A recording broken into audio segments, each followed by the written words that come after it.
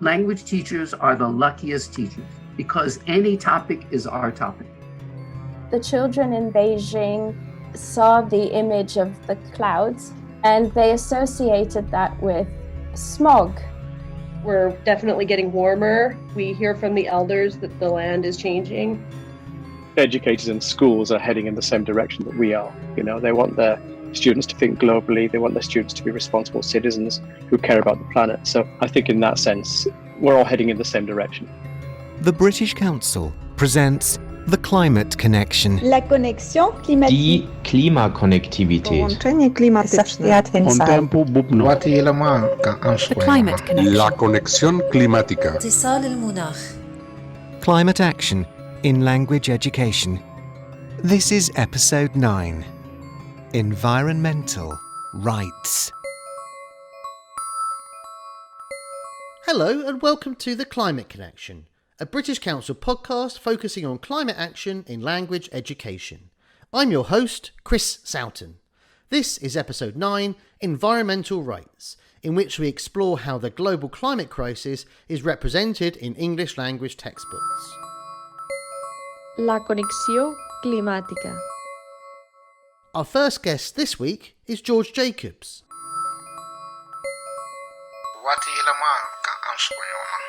George Jacobs is an educator and vegan activist based in Singapore who has written extensively about how to include environmental education in English language materials. George, thank you very much. My pleasure. So if I could just begin with a general question about the ELT publishing industry. What responsibility do you think it has and their textbooks for environmental education?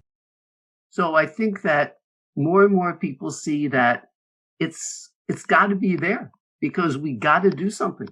So I think, there is a responsibility. And I think that more and more teachers, families, students, they want to see this. Do you think publishers themselves, is it in their own interest to do this as well? Yeah, because I think people want relevant stuff. And all this about the UN Sustainable Development Goals, that's so relevant. And COVID only reinforced that. And do you think the publishing industry has always had this responsibility? Do you think historically they have seen environmental issues as being an important part of English language teaching, or have they sort of missed the issue a little bit? I think that there's a tendency to think of, we got to give the students what they want, and they want to have happy.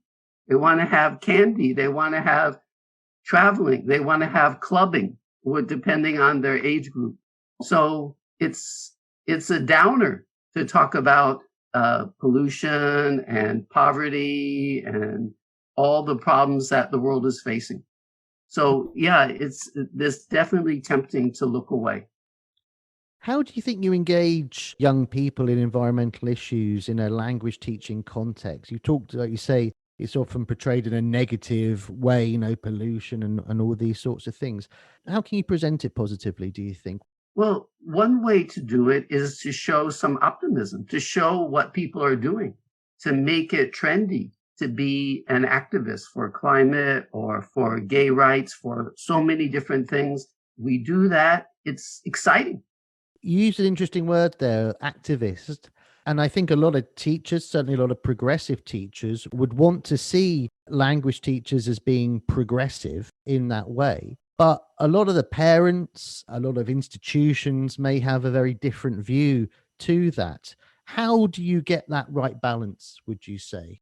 Well, one thing I remember from way back when I was studying to be a teacher, there was someone named Wilga Rivers who wrote that language teachers are the luckiest teachers because any topic is our topic.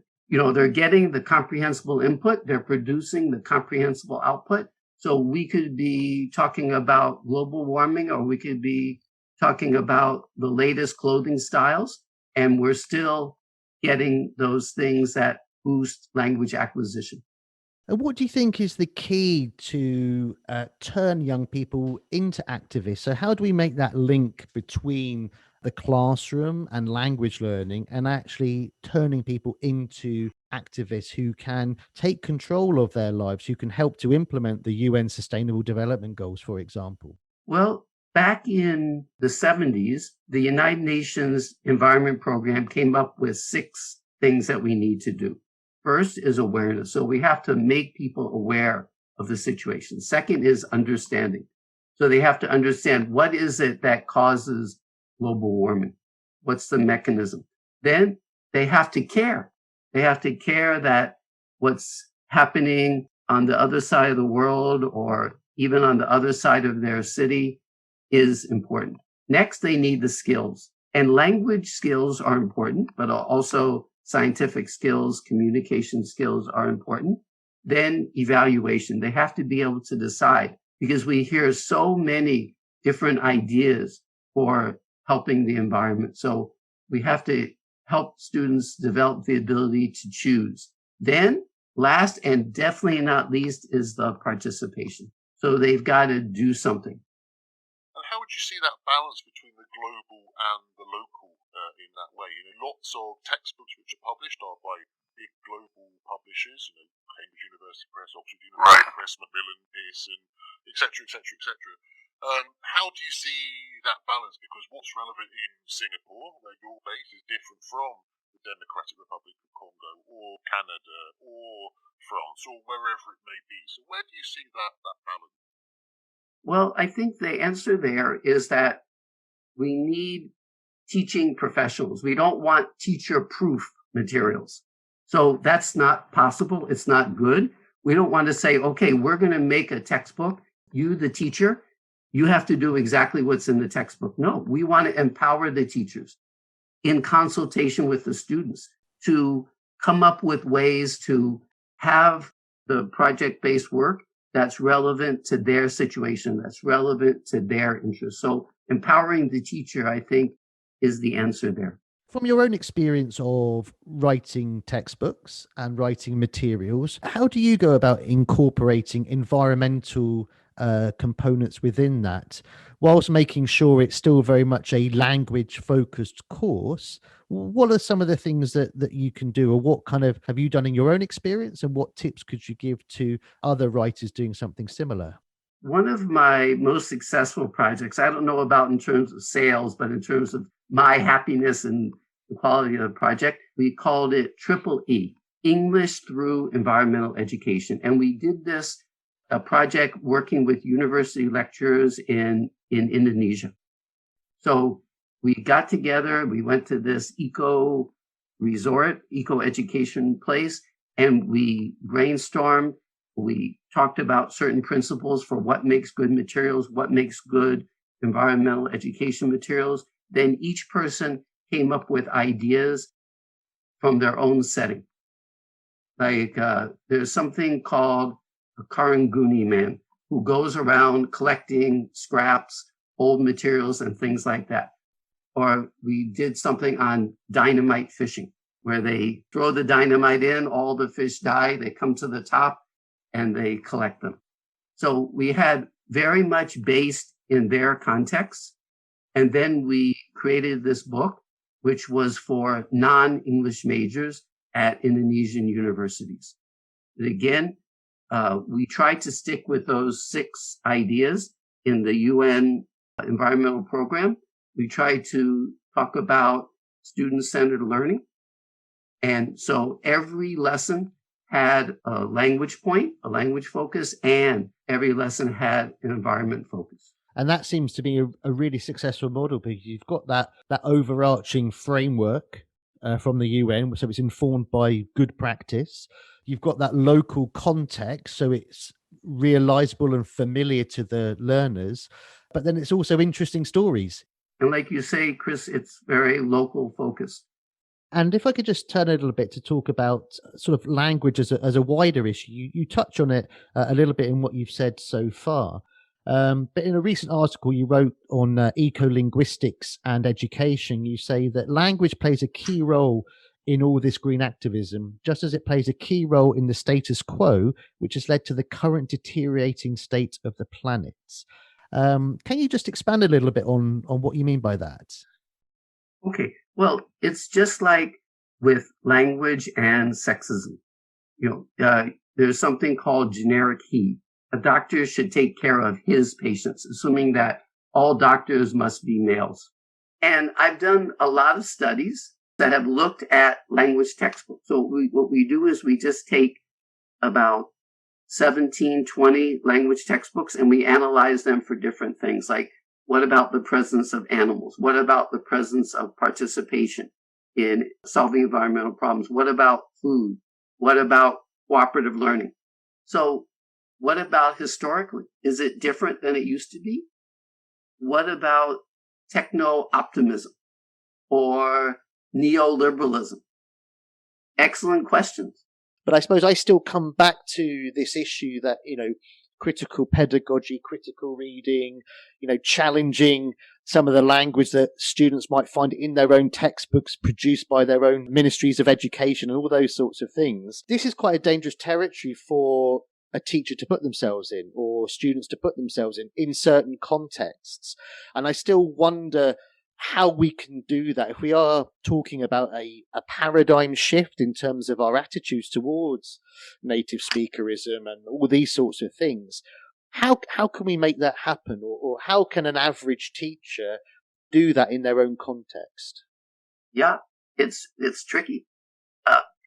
Singapore is not really famous for free speech, although certainly it's a lot better than many places. In Singapore, they talk about out-of-bounds markers. In other words, what's going to get you in trouble. So, yeah, and every school has got out-of-bounds markers. So, yeah, we have to read that. We have to have colleagues who can help us read what's going to fly, what's not going to fly, how to change things so they can fly. And, yeah, so we just do what we can do. That's my view.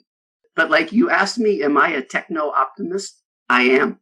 I think technology is going to be the big factor in changing the world.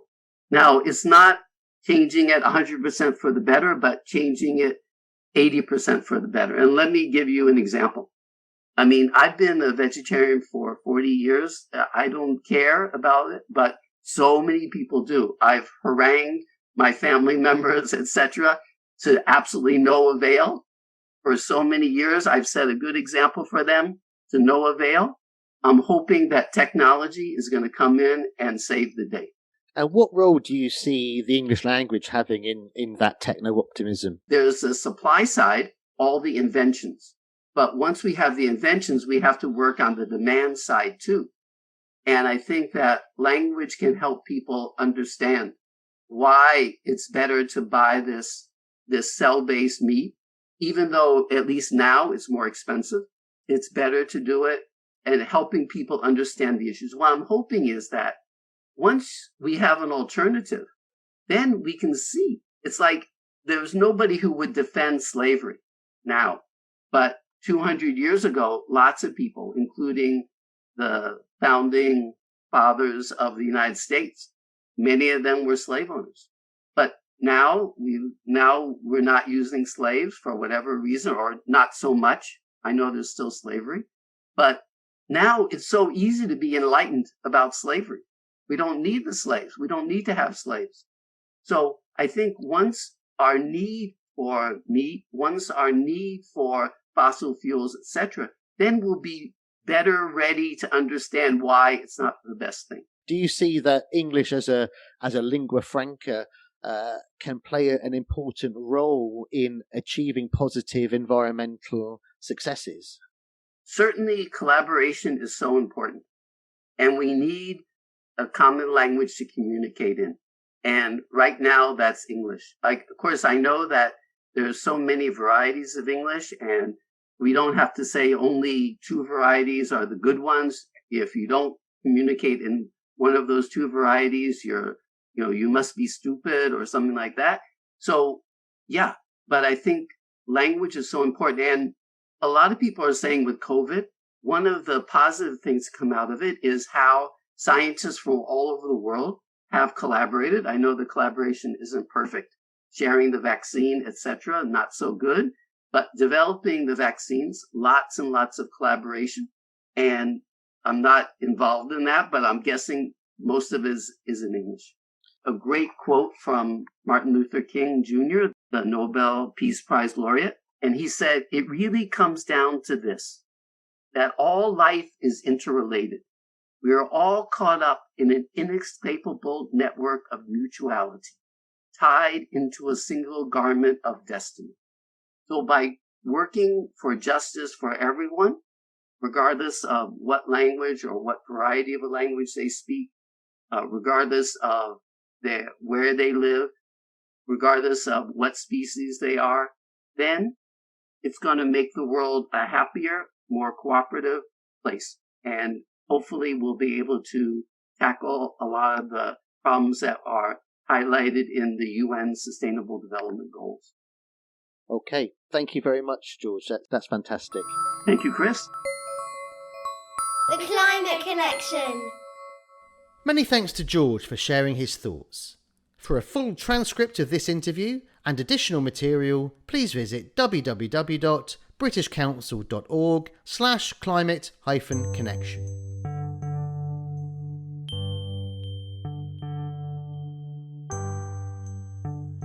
I'm Hadil Gamal. I'm an English teacher in New Manor House School in Egypt.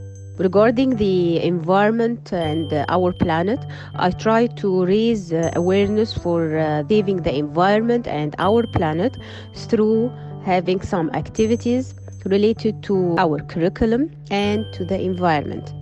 Our curriculum is from the National Geographic Close-Up Students Book, A2 level.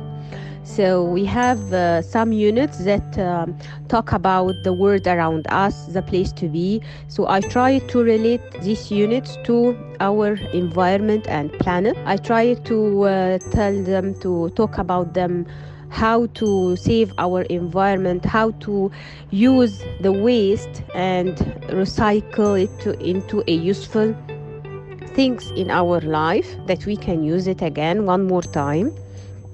So I asked them to make some handcrafts for our waste to become like a pencil case. I give them some examples.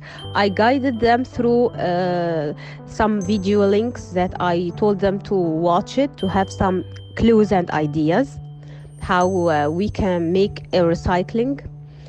So they surprised me with their projects and handcrafts. I displayed all their handcrafts in their classes, and then I gave them at the end a certificate for their participation and for their excellent work, and to show appreciation for what they have done. They were really talented students. Thank you.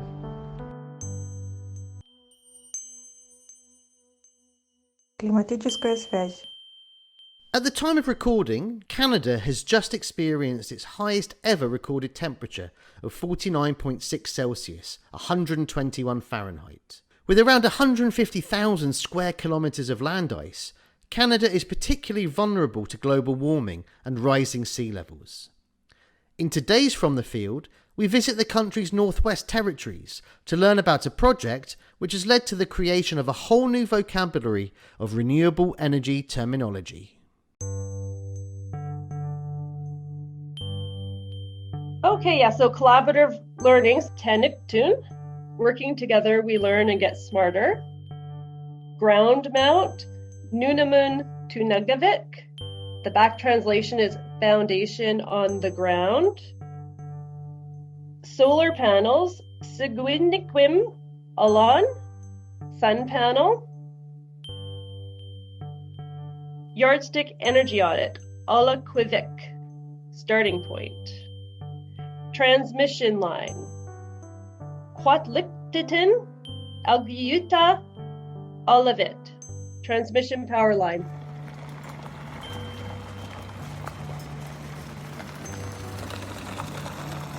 I'm based in Inuvik, which is in the northern part, the Beaufort Delta. It's the traditional land of the Inuvialuktun and the Gwich'in. It's a very beautiful community. It's a small community in the Arctic Circle, close to the Arctic Ocean. Lots of nice spruce trees, lots of willows, lots of water. We're in a delta. you very much do feel like you live on the land when you live up here. It's very remote. We will have snow on the ground till the end of May. And it snows sometimes in August. By September, it'll be snowing again. We get the Northern Lights. We do get the two cultures, indigenous cultures of the Gwich'in and the Inuvialuktun, and they share this land with us. Yeah, well, I was looking for a thesis project for my master's. I was doing a master's in environmental education and communication.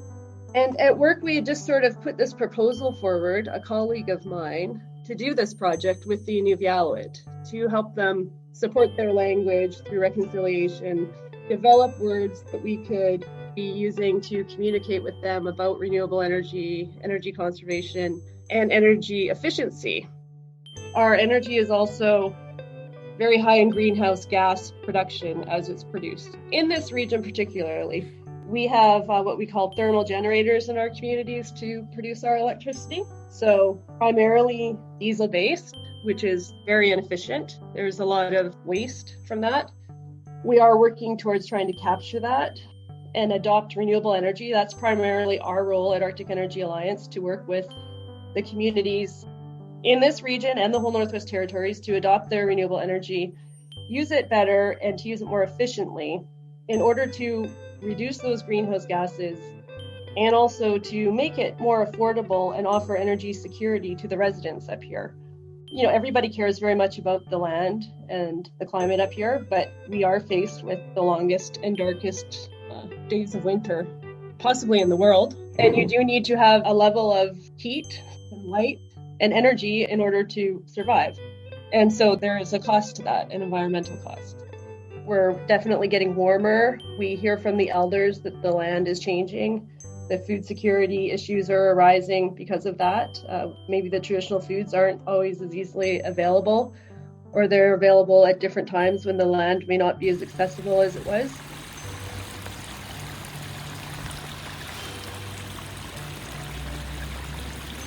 Our main focus was to work with the elders who speak the traditional Inuvialuktun language of this region to capture their historical use of energy through stories, and to use that to develop terms, modern terms, that we could use to communicate and promote renewable energy, conservation, and efficiency in the region using the traditional language of the elders. We worked with the Inuvialuktun and their language center here. They are also trying to revitalize and keep their language going. It is, of course, almost extinct, so there is some work to be done with the elders, while we still have their wonderful knowledge to capture it. Together as a group, they came up with the words that we were looking for. We did some work around energy literacy, showed them ways to conserve, use energy better, renewable energy technologies. And together as a group, they came up with words or sayings, and we came up with about 10 so that they could use those words, talk about those words, and talk about the message we were trying to deliver to help support energy security and reduce greenhouse gases. It was just such an educational experience, I think, for everybody involved to learn about energy literacy and also traditional ways. And perhaps also we got a glimpse of where they would like to see things going. So that was really valuable.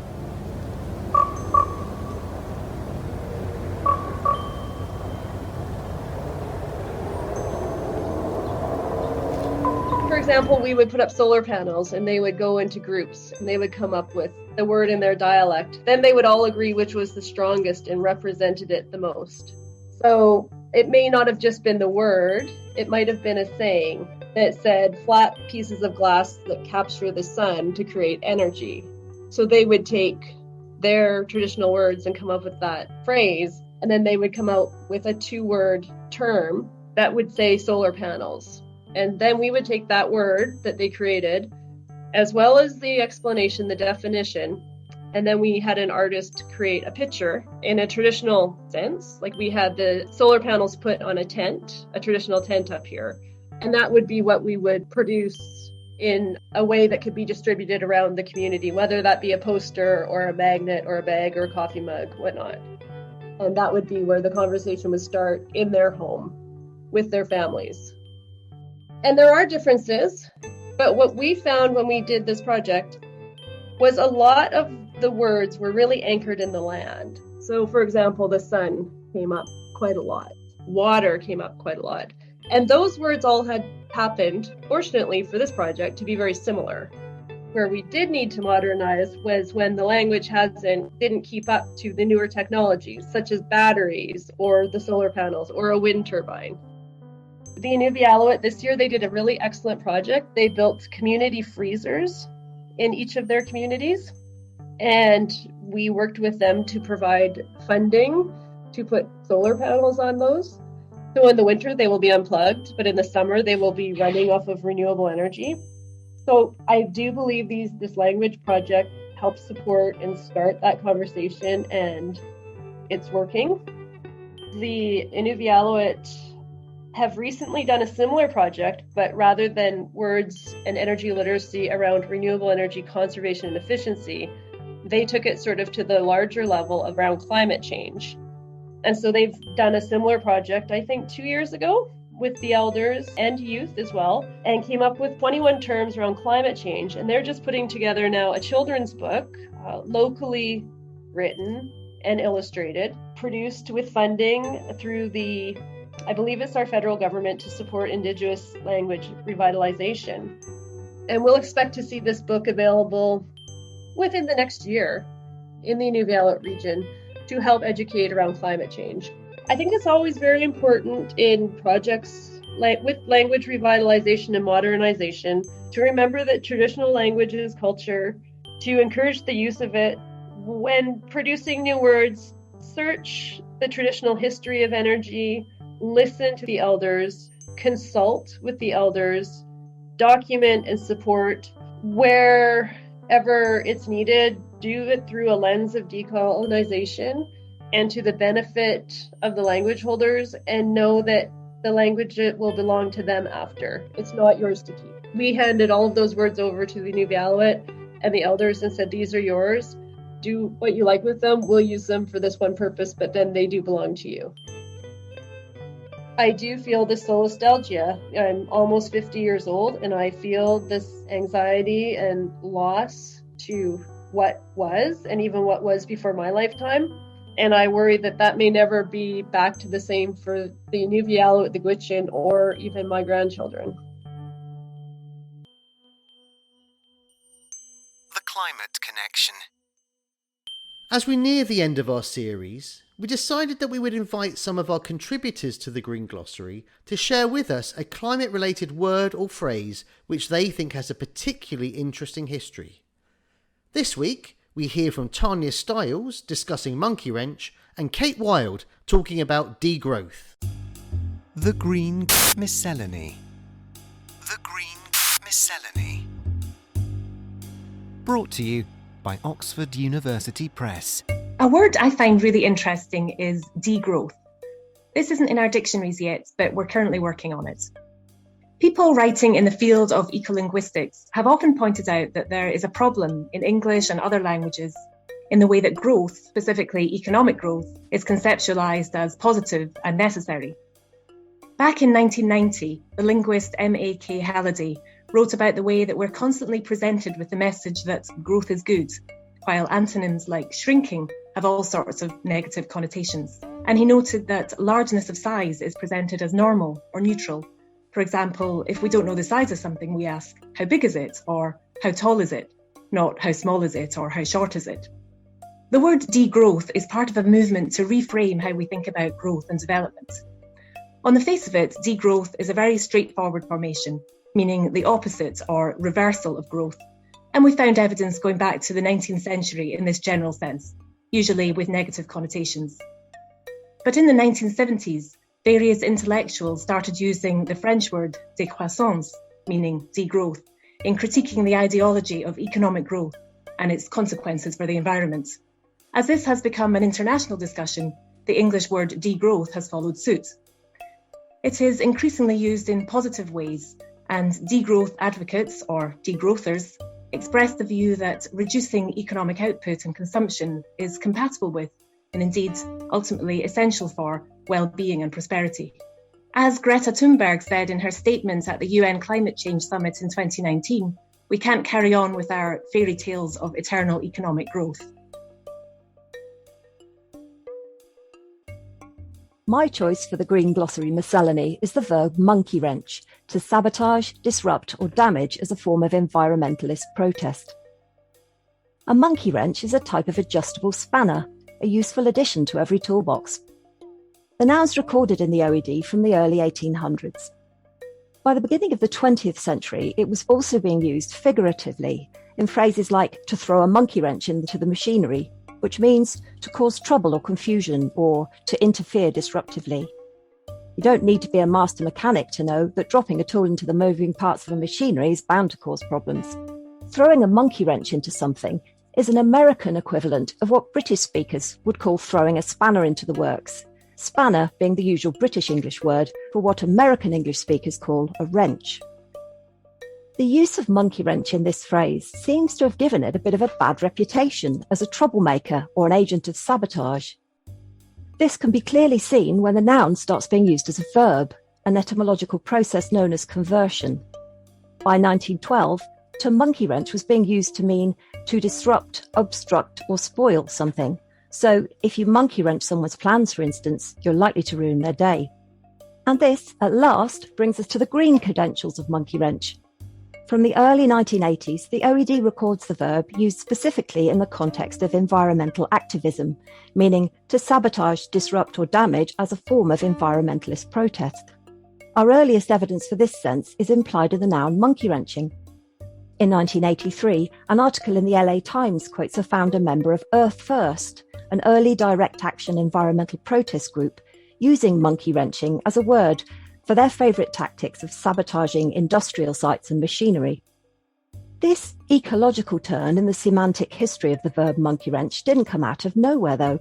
It was motivated by the title of American author Edward Abbey's 1975 novel, The Monkey Wrench Gang, which follows a group of ecologically minded misfits as they fight to stop developers destroying America's endangered desert regions by destroying their bulldozers and trains.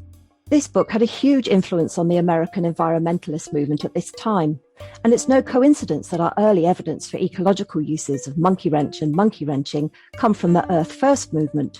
Abbey's novel was one of the main inspirations behind the formation of the group in 1980. And when it came to choosing the group's logo, the members chose a cross made of two tools, a stone hammer and, you guessed it, a monkey wrench. The Climate Connection. In our second interview this week, we talked to Angelica Manca and Andrew Robinson. Un tempo bubno. Angelica Manca is the co-founder of Hoopla Education, a company which specialises in nature-inspired sustainable education starting in the early years. Welcome to the podcast, Angelica. Hi. Andrew Robinson is the publisher for Asia and Global ELT for National Geographic Learning and has almost 25 years experience working in the language publishing industry. Welcome, Andrew. Hi, Chris. Nice to be here. So, Andrew, I'd like to begin by asking you to talk specifically about some of the National Geographic Learning's recent ELT books, such as Time Zones and Pathways, and how you approach the topic of the environment. What we did was we matched the topic of climate change alongside the language function of making predictions about the future. So you come up with sentences like, what will Earth be like in 20 years' time? Do we think food prices will increase? Do we think temperatures will rise? So from this real content, we derive specific language points. Now, in this particular unit, we have an interview with a National Geographic explorer, Mark Linus, who's a environmentalist. What we would do is contact the explorer in this case, give him interview questions. We're going to get his authentic response, but we're also going to sort of script it, make it level appropriate, make it the right length and so on. So it's manageable for students, but also hopefully interesting. So yeah, we closed the unit with a video about renewable energy because we're very conscious of not being negative, sort of relentlessly negative. Even though some of the information on the topic is sort of by its nature not very positive, we would like students to feel that they can get involved, that they have agency, that they can make a difference. Do you feel that sort of honesty about the situation is very important in the books? I think you can be judicious about, I think there's content in one of our books I was thinking about today where we talk about the 5 countries in the world that have the best record currently when it comes to using energy from renewable sources. Now, we could have focused on the 5 worst countries in the world, but that would have been equally factually true, but obviously much more controversial. So I think it's probably just approaching the topic in a particular way that is true, but constructive. Fantastic. Thank you. Angelica, one of Hoopla Education's sort of biggest projects that you've been working on is the Elton winning The Garden Project. Could you say a little bit about this project and what it's trying to achieve? Yeah, so the Garden Project is a project-based learning program that combines PBL with the STEAM platform. But most importantly, it addresses a younger age group. And the idea here is to really connect children to nature, because as the younger generation they're going to be the stewards of our planet, we really want to foster that sense of love and wonder and connection with nature. So what we're doing is we're following nature's life cycle and introducing the content, language learning based on the life cycle of edible fruit and vegetable plants. So throughout the projects, there's a very strong hands-on sensory component. So children are learning in a contextualized environment where they're actually getting to grow the seeds of their knowledge, so to speak. Their learning is growing at the same time as their plants are growing. Exactly. Yeah, that's the idea. And so by making concepts as concrete as possible, it also helps them understand and apply language in the physical form. And how do you introduce the language element alongside the project-based learning that you do? Because we are applying project-based learning, we have a green question at the beginning of every lesson. And that green question frames a question related to an environmental aspect. So for example, in the first lesson of the first unit, we're talking about why it's important to know what season we're in.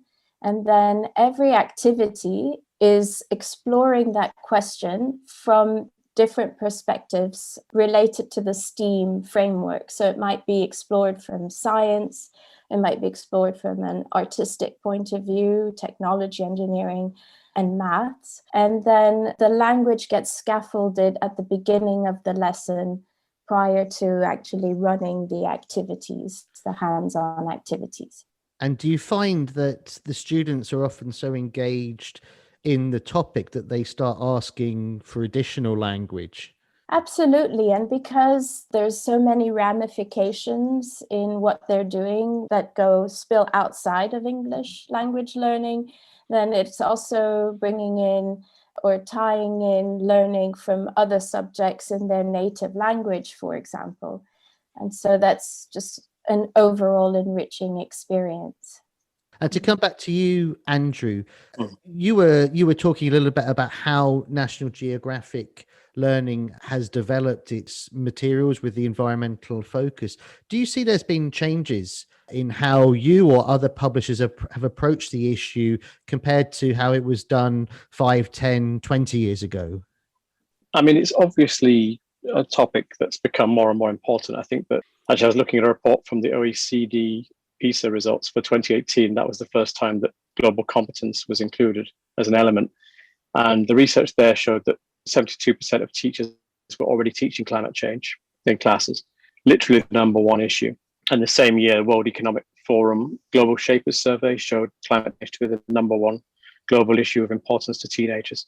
Now it's probably COVID, but it's been increasingly important in recent years. So I think all publishers have probably included this as a topic in their books.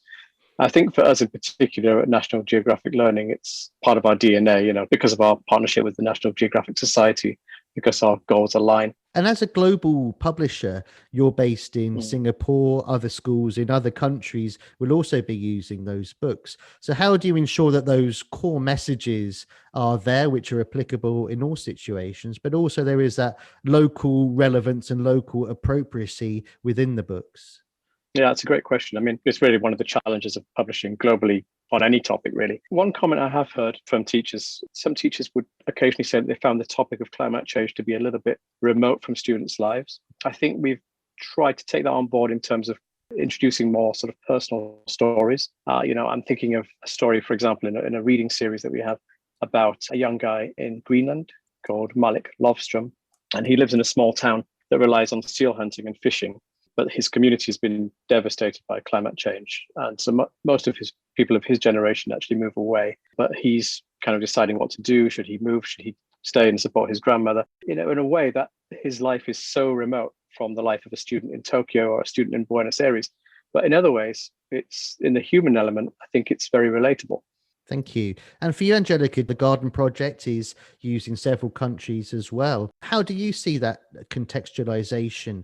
Yeah, that's a good question. And it was something that actually motivated us in creating the Garden Project. So we were traveling extensively throughout Asia and Europe and United States. And we saw that children in Hong Kong, for example, were doing snowmen in December, or in Qatar, they were doing scarecrows and pumpkins in October. And we thought there's something that doesn't really make sense here. So we thought it was really important to tie the learning with their local fruits and vegetables, which is why we have the teachers do a little research with the children on what is seasonally available and locally available, and then they follow their seasonality based on their plants. And then a big part of what our strategy is to work with local publishers. So we have a partnership with Macmillan Spain and Macmillan Brazil to localizing the content. So actually the Garden Project Brazil edition was the version that won the Eltons. And that was just a fantastic experience where we tropicalized, so to speak, the content. So instead of talking about rhubarb, we talked about mangoes and acai, so that it really made the content relevant to the children who are studying. That's a fantastic new word, Angelica, tropicalized. I think I definitely try and use that. Yeah, but it's interesting what you're saying. So global culture may be spreading in different countries, and that sort of can work very well. But the growing conditions and the weather conditions are unique to those particular locations. So it's somehow sort of marrying those two things together. Yeah, and actually, I'd like to go back to what Andrew was mentioning. We had a fantastic experience running the Garden Project in 3 different countries at the same time with 4 to 5-year-olds. And our opening unit talks about climate. And so all 3 classrooms, so we had a classroom in Berkeley, United States, we had a classroom in Pakistan, and we had a classroom in Beijing in China. And they were all running the lessons at the same time. And when we were talking about the weather and weather patterns, the children in Beijing saw the image of the clouds, and they associated that with smog and not being able to go outside because of the heavy smog in Beijing. Actually, I was literally involved in this class. So I was with the children and we talked about that. And the children in Berkeley, I was with the children in Berkeley, couldn't understand why they were talking about smog and why the children didn't see it as cloudy. And the teacher in Beijing used that as a way to explain that there's man-made weather conditions and there's natural weather conditions. And shortly afterwards in Berkeley, they experienced the forest fires. And the children in Berkeley made that association on their own, saying, oh, now we understand this cloudy weather preventing you from going outside. And they were able to relate with the children in Beijing. It's a fantastic example of inductive learning. You're creating the platform, you're giving them the opportunities and the information, and they're working a lot of it out themselves. Yes. Which is absolutely fantastic. Andrew, if I could come back to you, National Geographic Learning is a large international publisher. What steps are you taking to minimize your own carbon footprint? I think one thing we have been doing is minimizing our use of plastics and maximizing use of recycled materials. We've eliminated CDs recently from our offerings. We're moving towards eliminating other physical media as well. We used to use things like highly lithographed, fully wrapped, elaborate box sets. And we've replaced those with craft corrugate boxes with small stickers. And then, of course, we're moving more and more towards digital. So more and more ebooks and more electronic offerings. And just one final question to you both. Perhaps begin with you, Andrew. Just how do you see the landscape in the world of ELT over the next 10 years with regards to the environment? The shift to digital, I think, is the most obvious thing. But, again, incredibly hard to predict. If I had to really predict whether print books will still be here 10 years from now, my guess is that they will. But the shift towards digital is certainly coming, and we're going to be somewhere on that spectrum. I mean, for us, this is actually really good news. Like, digital gives us a lot more flexibility when it comes to delivering authentic content.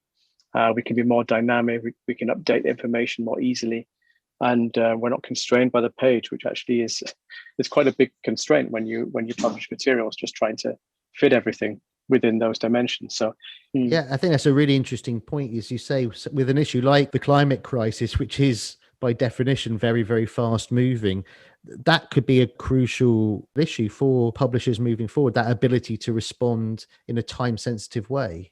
We've seen how much textbooks have evolved just in the last 20 years or something like that. When I look back, some of the stuff that we would publish in the late 90s, and when we look at today, how much things have changed. I think we've seen English become a global lingua franca in the last 25 years. And I think that's certainly something that's going to change, I think, in the next 10 years. We're going to move more and more in that direction. Distinctions between British and American English are becoming completely irrelevant. I think all this stuff will continue on that trajectory. And for you, Angelica, how do you see the next decade? I think that the internet and digitization of material does offer a lot of flexibility. I think that we need to be careful as well, because the internet does have a growing carbon footprint. And I think that there needs to be more transparency in terms of what our footprint actually is. And it's easy to forget that because we don't actually see it. So I think the transparency factor is really key in us for everybody moving forward. But the more we can communicate together, I think that the role of English will change. And as opposed to being the main goal, it's more of how can we communicate these ideas and work together as being our end goal, really. Fantastic. Andrew, Angelica, thank you very much for your time. Okay, Thanks very much. The Climate Connection. Many thanks to Angelica and Andrew. Please make sure you visit our show notes to find out more about their work. That's all for this episode of The Climate Connection. Join us next time for our final episode, episode 10, Future Perfect, where we explore how language learning and the climate crisis should not be looked at in isolation, but rather how they are related to wider social justice issues. Until then, goodbye. The Climate Connection. La connexion climatique. Die Klimakonnektivität. Połączenie klimatyczne. The